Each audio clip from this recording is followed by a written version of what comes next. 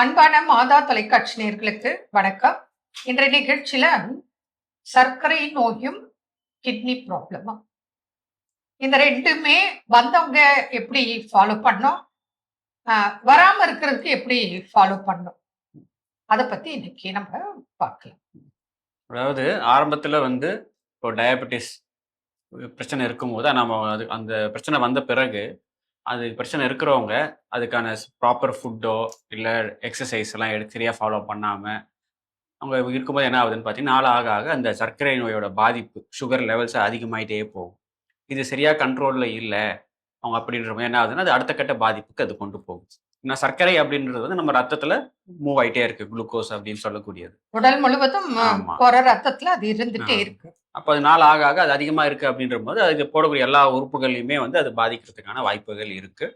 அதில் இப்போ நெஃப்ரோபதி கால் கிட்னியை பாதிக்கும். இப்போ நியூரோபதின்னு சொல்லும்போது கால் நரம்புகளில் ஒரு மாதிரி மறுத்து போகிறது, எரிச்சல் அப்படி வரும். அது மாதிரி ஒரு ஒரு உறுப்புக்கு ஏற்ற மாதிரி எந்த விதமான மாறலாம்.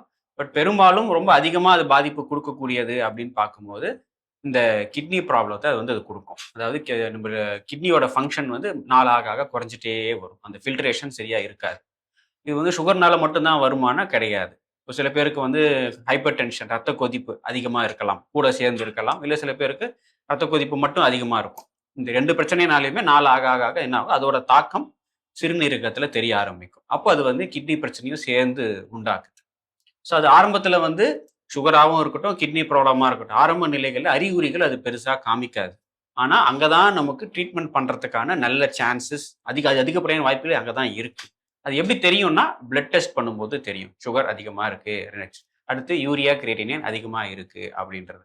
ஆனா பேஷண்ட்டுக்கு அது கம்மியாக ஆரம்பிக்கும். பட் அந்த டைம்ல அறிகுறிகள் பெருசா பேஷண்ட்டுக்கு வலியோ ஒரு அவங்க ரெகுலர் லைஃப்ல எந்த விதமான பெரிய பாதிப்புகள் இருக்காது. அப்பதான் அவங்க அதை கேர்லெஸ்ஸாக எடுத்துக்கணும். சரி நார்மல் தானே, ஒன்றும் பிரச்சனைன்னு விட்டுட்டு அவங்க அதே ரெகுலர் லைஃப் ஸ்டைல் ஃபுட் ஹேபிட்ஸை சரியா ஃபாலோ பண்ணாம, எக்ஸசைஸ் பெருசா இல்லாம, மருந்து ஏதோ பேருக்குன்னு எடுத்துட்டு இருப்பாங்க. ஸோ அங்கதான் அவங்க பண்றக்கூடிய மிஸ்டேக். இது ஆக என்ன ஆகுதுன்னா, ஒரு குறிப்பிட்ட கட்டத்துக்கு மேல அந்த ரிவர்சபிள் கண்டிஷன் போகி இர்ரிவர்சபிள் கண்டிஷனுக்கா அது கிட்ட போய் விட்டுடுது. அங்கே போகும்போது தான் அவங்களுக்கு சுகரோட பாதிப்புகளும் ரொம்ப அதிகமாக இருக்கும். அந்த டைமில் கிட்னி ப்ராப்ளமோட பாதிப்புகளும் ரொம்ப அதிகமாக இருக்கும். ரெண்டு பிரச்சனையும் சேர்ந்து இருக்கும்போது அப்போ உணவு முறைகள், மருத்துவ முறைகள்லையுமே நமக்கு நிறைய ரெஸ்ட்ரிக்ஷன்ஸ் வந்துடும். நம்ம நினைச்ச மாதிரி எல்லா மருந்தும் இஷ்டத்துக்கு கொடுக்க முடியாது. அப்ப பிரச்சனையும் ரெண்டா இருக்கு, கொடுக்க முடியாது.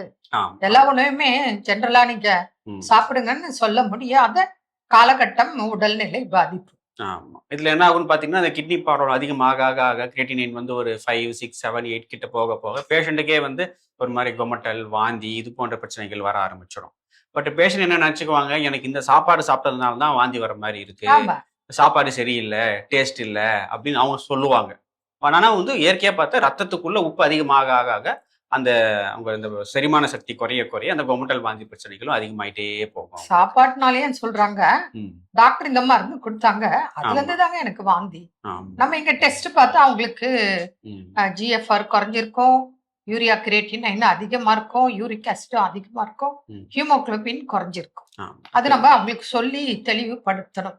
அதுதான் நம்ம இதுல அந்த கிரியேட்டினின் ஆரம்பத்துல இருக்கும்போது இப்போ நார்மல் ஒரு 1 கீழே இருக்கணும் அளவு. 1.5, 1.2 இல்லை 2 கிட்ட போகுது, 3 கிட்ட போகும்போது ஆரம்பத்திலேயே அவங்க ஆயுர்வேத மருந்துகள் கூட சேர்த்து எடுக்கும் போது பல வருஷங்களுக்கு அங்கே அந்த ஹெல்த்தி கிட்னி ஃபங்க்ஷனை மெயின்டைன் பண்றதுக்கான வாய்ப்புகள் மிக அதிகம்.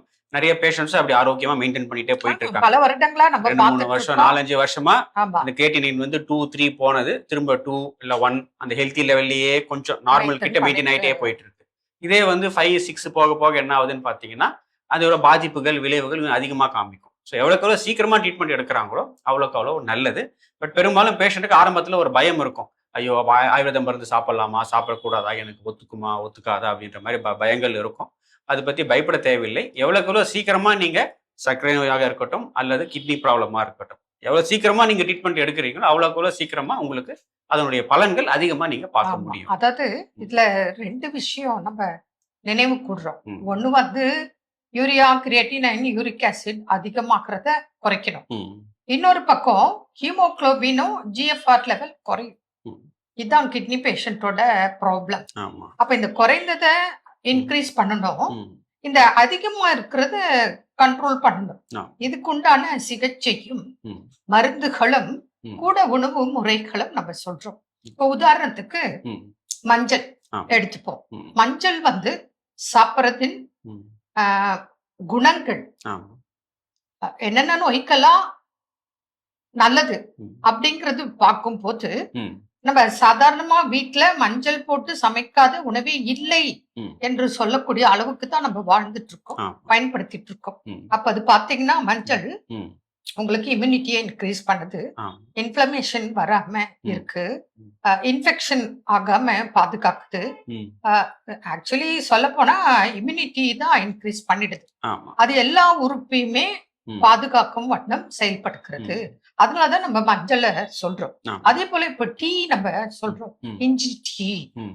அப்புறம் ஆரஞ்சு டீ. இப்ப ஆரஞ்சு தோல் இருக்கு, ஆமா. நம்ம பழம் சாப்பிடுறோம், அந்த ஆரஞ்சு தோலை கீழே போட்டுறோம். ம். இனிமே அப்படி போடாதீங்க. சுடுதண்ணில போட்டு ஒரு கொதிக்க வச்சு ம். எடுத்து அதை அரைச்சி ம். அதை நீங்க டீ போட்டு குடிக்கலாம். ஆமா. அது நிறைய டிப்ஸ் இருக்கு அந்த மாதிரி. ம். அதே போல நீங்க பாத்தீங்கன்னா பீட்ரூட், ம். இப்படி ஒவ்வொரு பொருளாக நம்ம சொல்லலாம். இஞ்சி, பூண்டு, ம். எலுமிச்சை, ஆரஞ்சு, ம். மஞ்சள்.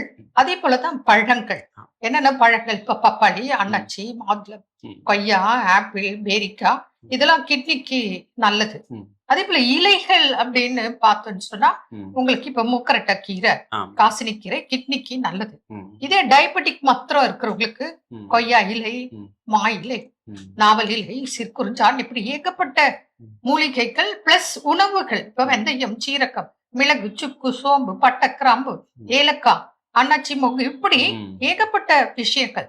இது எல்லாமே அன்றாடம் நம்ம பயன்படுத்தும் உணவுகளாக நம்ம ரெகுலரா ப்ராப்பரா பண்ணிட்டு வந்தா ம். சுகரும் வராமல் பாதுகாக்க முடியும், கிட்னியும் ப்ராப்ளம் இல்லாம பாதுகாக்க முடியும். ம். சப்போஸ் சுகர் ப்ராப்ளம் இருக்கு, கிட்னி ப்ராப்ளம் இருக்குன்னா உங்க ரிப்போர்ட்டை கொண்டு வாங்க. அதை பார்த்துட்டு உங்களுக்கு என்னென்ன சாப்பிட ம். அப்படின்னு லிஸ்டே கொடுத்துடுறோம். ம். அது இல்லாம ஆயுர்வேதிக் மெடிசன்ல உங்களுக்கு கண்ட்ரோல் பண்றதுக்கு இருக்கு. அதே போல காலுக்கு வந்து நீங்க ஒரு டப்ல ஒரு 4-5 லிட்டர் தண்ணி ம். எடுத்து அதுல எப்சம் சால்ட் போட்டு ஹாட் வாட்டர்ல கால் வைக்கும்போது உங்களுக்கு அதனால கிடைக்கக்கூடிய பலன்கள் மிகுதி. ம். அதே போல இன்னைக்கு இந்த ஜிஎஃப்ஆர் லெவல் குறைஞ்சிருக்கு இல்லையா, ம். அதை இன்க்ரீஸ் பண்ண நம்ம கொடுக்கக்கூடிய ஆயில் மசாஜ் இருக்கு. ம். அது எந்த பகுதிக்கு உங்களுக்கு எந்த அளவுக்கு பாதிப்பு இருக்குன்றதை பொறுத்து ம். உங்களுக்கு ஆயில் மசாஜ் கொடுக்கும்போது அந்த ஜிஎஃப்ஆர் லெவலும் இன்க்ரீஸ் ஆகிறத நம்ம கண்கூட பார்த்துட்டு வரோம். ம். அதனால இந்த மாதிரி நிறைய டிப்ஸுகள் இருக்கு. கடைபிடிக்கும் போது பலன் நிச்சயம். மீண்டும் நாளை சந்திப்போம். நன்றி. அன்னை மரியே வாழ்க.